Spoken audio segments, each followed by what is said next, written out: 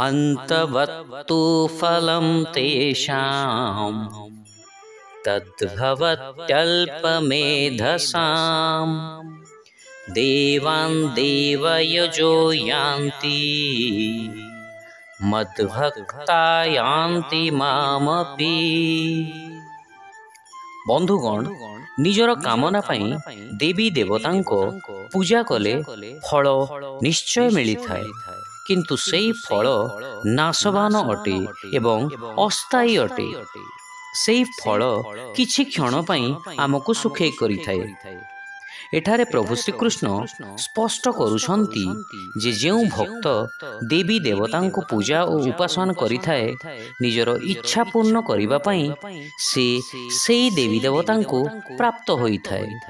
एवं जेउ भक्त मोर पूजा और उपासना करि थाए मुक्ति बा मोक्ष पई सेई भक्त को मु प्राप्त करि थाए।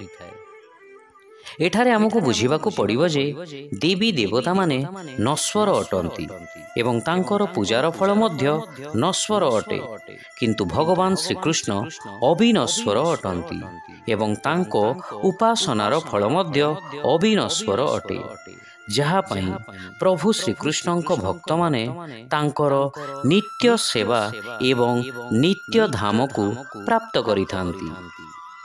देवी देवतांकु पूजा और उपासना करुथिबा मनुष्य मृत्यु परे देवलोक को जाइथांती, किंतु प्रभु श्रीकृष्ण को पूजा और उपासना करुथिबा मनुष्य मृत्यु परे प्रभु श्रीकृष्ण को प्राप्त करी वैकुंठ धाम को जाइथांती।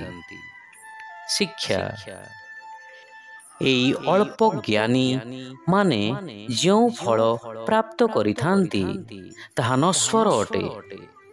स्वर्गर देवता मानंकु पूजा करुथिबा व्यक्ति स्वर्ग प्राप्ति करिथाए एवं मोर भक्त माने मते प्राप्त करिथांती।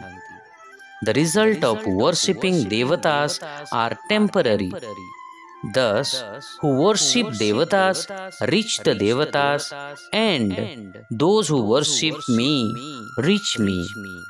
Hare Krishna.